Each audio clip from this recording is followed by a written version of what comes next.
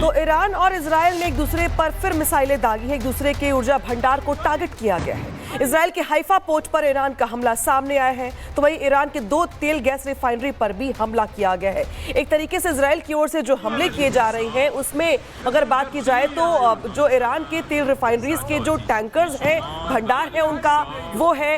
तो वही जिस तरीके से ईरान की ओर से हमला किया जा रहा है इजराइल पे, तो उसमें जो टारगेट है वो है हाइफा पोर्ट, या फिर अगर बात करें तेल अवीव की, यानी कि एक तरीके से एक दूसरे पे जो चोट की जा रही है वो सैन्य बेस या रिहायशी इलाकों के साथ साथ वो इलाके हैं जो दोनों ही देशों की रीढ़ की हड्डी है। ईरान में तेल रिफाइनरी की बात करें तो दुनिया का सबसे बड़े जो एक्सपोर्टर्स है उसमें से एक ईरान है, जो कि बड़ा सप्लायर है। और यहाँ पर इजराइल की ओर से किए गए हमलों में जो तेल रिफाइनरी उसको टारगेट किया जा रहा है। तो वही दूसरी ओर अगर बात करें इजराइल की, तो यहाँ पे इजराइल में जो हमले हो रहे हैं वो हो रहे हैं हाइफा पोर्ट पर, या इसके अलावा तेल अवीव पे, जो कि इजराइल की रीढ़ की हड्डी है, जहाँ पे बड़े बड़े मल्टी स्टोरी बिल्डिंग्स हैं, उन्हें टारगेट किया जा रहा है। और इस बीच जिस तरीके से ईरान की अगर बात की, तो ईरान के सबसे बड़े तेल भंडार पे अटैक किया गया है यहाँ पे, जहाँ पे अगर बात की जाए पारस की, तो पारस पे यहाँ पे अटैक किया गया है। इसी के साथ साथ इस पूरे के पूरे एरिया को सील कर दिया गया है, बंद किया गया है। तेहरान के शारान ऑयल डिपो पर भी यहाँ पर हमला किया गया है। इसके अलावा बुशहर शहर में फज्र गैस फील्ड पर भी अटैक किया गया। तो अटैक कहाँ कहाँ हुए हैं ये बता रहे हैं आपको। दुनिया का सबसे बड़ा गैस भंडार है फज्र फील्ड, और इसीलिए कहा जा रहा है कि दरअसल इजराइल की ओर से ईरान की रीढ़ की हड्डी पर चोट की जा रही है। यानी कि यही वजह है कि अब देखिए आबदान में भी हमले की खबर है, जहां पे आबदान में ऑयल रिफाइनरी पर हमला किया गया इजराइल की ओर से। तो आबदान के बाद जो अगली जगह है वो भी जान लीजिए, पारस गैस फील्ड पर भी इजराइल का हमला सामने आया है। यानी कि वो इलाके जो कि समृद्ध माने जाते हैं ईरान के लिए, टारगेट पर है। दुनिया का सबसे बड़ा गैस फील्ड है पारस गैस फील्ड, जिसे अब हमले के बाद बंद कर दिया गया है। तो ये वो जगह है जो ईरान के लिए सबसे ज्यादा महत्वपूर्ण थे, लेकिन वो अब इजराइल के टारगेट पर है।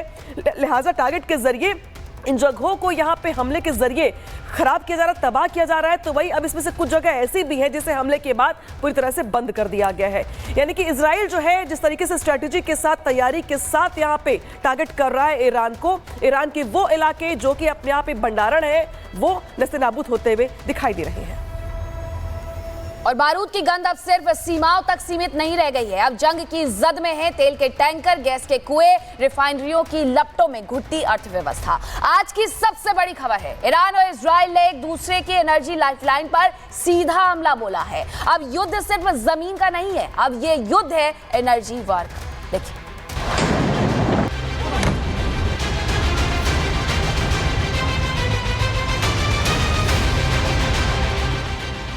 मिडिल ईस्ट में तीसरे दिन की सुबह, बारूद के बादल और आग का समुद्र। ईरान और इजराइल की जंग अब एनर्जी सेक्टर तक पहुंच चुकी है।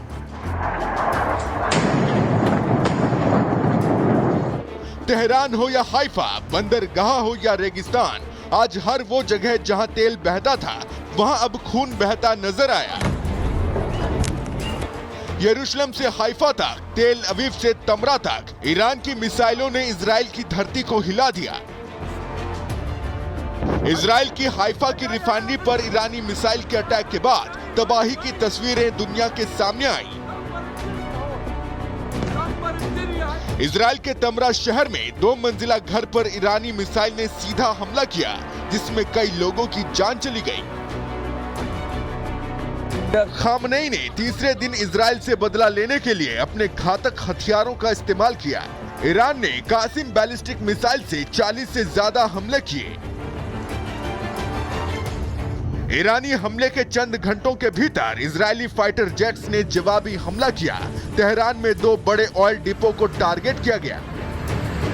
करज में गैस रिफाइनरी और बुशहर में गैस प्लांट। शाहरान ऑयल डिपो में भीषण आग, पश्चिमी तेहरान की रात आग और धुएं से भर गई। इजराइल ने ईरान के इमाम हसन सैन्य छावनी को दूसरी बार निशाना बनाया। इजराइल ने बम बरसाए, मिसाइलें दागी और आग की लपटों में बदल दिया ईरान का ऊर्जा इंफ्रास्ट्रक्चर। इजरायली डिफेंस फोर्स ने ईरान के तेहरान, तबरीज, शाहरुद, बंदर अब्बास, इस्फहान और खुरमाबाद शहर को टारगेट कर बारूदी आग बरसाई। आईडीएफ के मुताबिक ये वही ठिकाने थे जहां से ईरान की न्यूक्लियर तैयारी और मिसाइलों की तैनाती होती थी।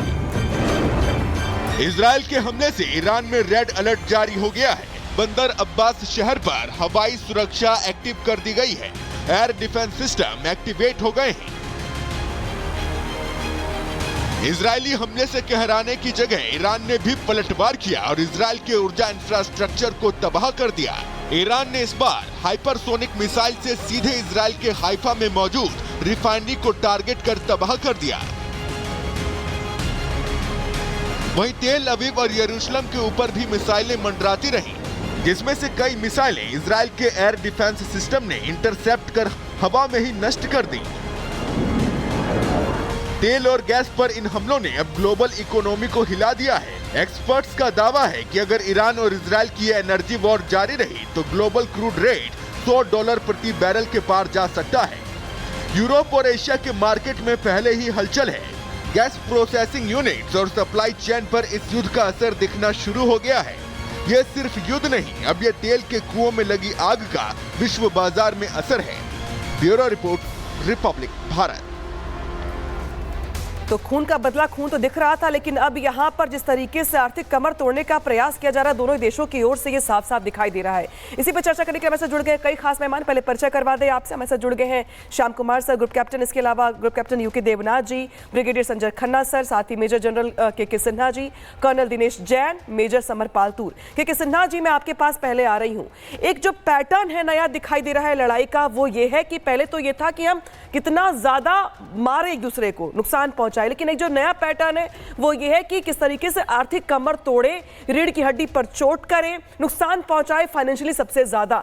यानी कि ये जो लड़ाई क्या लंबी करने का प्रयास है कि अगर भविष्य में सामने वाले ने उठाने का सर प्रयास किया तो उनके पास इतने फाइनेंशियल बैकअप रहेगा नहीं। देखिए, आपके सवाल में जो आप कह रही हैं कि अभी जो सेकंड रिट्रीब्यूशन हुआ है खास करके इजराइल की तरफ से, तो उन्होंने अपने जो लक्ष्य थे उनके कि न्यूक्लियर फैसिलिटीज के ऊपर में वो करें, और दूसरी बात जो रिटेलिएटरी है, क्योंकि हाइफा में रिफाइनरी का काफ़ी क्षति हुआ है इजराइल को, तो वो कर रहे हैं। जो आपने बताया अबदान, यदि आप देखेंगे कारगी ऑयल डिपो है सबसे बड़ा, दूसरे के ऊपर में, ये पर्शियन गल्फ के ऊपर में पड़ता है। पारस गैस फील्ड है जो कि वर्ल्ड का सबसे बड़ा ये गैस फील्ड है, वो उसके ऊपर है, और देखिए उसके ऊपर में वेरी इफेक्टिव है। और ये इजराइल के लिए इसलिए करना आसान है कि देखिए ये पूरे के पूरे, यदि आप सऊदी अरेबिया को देखें, उस तरह से आते हैं पूरी सेफ तरीके से आकर के, anything they can do it. तो ईरान के ऊपर जब आपने उनके पूरे के मिलिट्री लीडरशिप, जो टॉप लीडरशिप है, जो मायने रखती है, जिसमें IRGC है, जो आर्मी है, और IRGC बहुत स्ट्रांग है, एयरफोर्स के कमांडर्स हैं, 22 मारे गए, साइंटिस्ट 9 को अभी है, जो कि सारे न्यूक्लियर प्रोग्राम में। तो टारगेटिंग जब करते हैं आप सेकंड फेज के रिट्रीब्यूशंस का, तो वो टारगेटिंग कर रहे हैं उनके इकोनॉमिक सेंटर, जिसको आपने बहुत अच्छी तरीके से बताया कि क्या रीढ़ की हड्डी तोड़ना चाहते हैं। तो देखिए, रीढ़ की हड्डी, ईरान की रीढ़ की हड्डी इकोनॉमिक, क्योंकि इनके पास इतना ज्यादा ऑयल है, यदि आप बंदर अब्बास से लेकर लें और आबादात तक जाएं, दे हैव बड़ी ह्यूज एरिया। और इसके ऊपर में इजराइल कभी ऐसा करना नहीं चाहता था कि पिछले बार भी जब आपने देखा था, जो 26 अक्टूबर पिछले साल जो हुआ था, उस समय भी यहाँ पर उन्होंने नहीं किया, और बहुत ये था एंटिसिपेशन कि ये इन जगहों को अटैक करेंगे।